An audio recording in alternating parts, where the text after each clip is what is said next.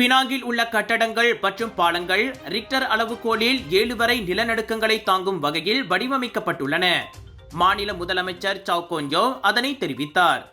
மியன்மாரை நேற்று முன்தினம் 7.7 ரிக்டர் அளவில் உலுக்கிய சக்தி வாய்ந்த நிலநடுக்கம் அண்டை நாடான தாய்லாந்து, கம்போடியா, வியட்நாம், சீனா, இந்தியா வரை நில அதிர்வுகளை ஏற்படுத்தியது. தீபகற்ப மலேசியாவிலும் நில அதிர்வு உணரப்பட்டது. குறிப்பாக கொம்தார் வளாகம், ஜார்ஜ்டான், பட்டவத்தில் உள்ள அடுக்குமாடி கட்டடங்களில் அவை உணரப்பட்டன.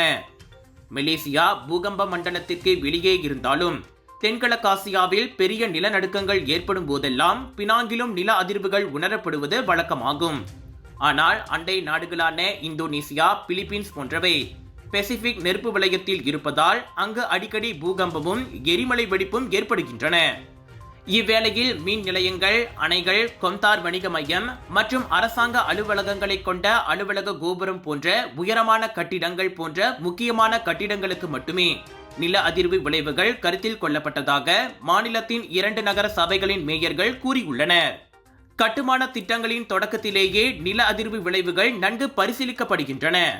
ஆனால் நிலநடுக்கத்தை தாங்கும் வடிவமைப்புகளில் குறிப்பிட்ட நிபந்தனைகள் கடுமையாக விதிக்கப்படவில்லை என பினாங்கு தீவு மாநகர மேயர் ஏ ராஜேந்திரன் கூறினார். மாநகர மன்றமும் மலேசிய பொறியாளர்கள் நிறுவனமான IEMம் தயாரித்த வழிகாட்டுதல்கள் நில மேம்பாட்டாளர்கள், கட்டடக் கலைஞர்கள், பொறியாளர்கள் மற்றும் ஆய்வாளர்களுக்கும் வழங்கப்பட்டுள்ளன. அவ்வகையில் நில அதிர்வுகளின் போது வளைந்து கொடுக்கும் வகையில் வடிவமைக்கப்பட்ட உயரமான கட்டமைப்புகளை விட குறுகிய அதிக உறுதியான கட்டிடங்கள் தான் பூகம்ப சேதத்திற்கு அதிகம் ஆளாவதாக IEM ஆய்வின் கண்டுபிடிப்புகள் சுட்டிக்காட்டுவதாக ராஜேந்திரன் கூறினார்.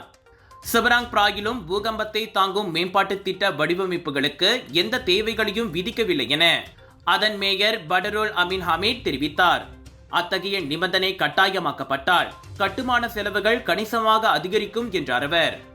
மியன்மார், தாய்லாந்து நிலநடுக்கங்களில் இதுவரை 1600க்கும் மேற்பட்டோர் பலியாகி 3400க்கும் மேற்பட்டோர் காயமடைந்திருப்பது குறிப்பிடத்தக்கது.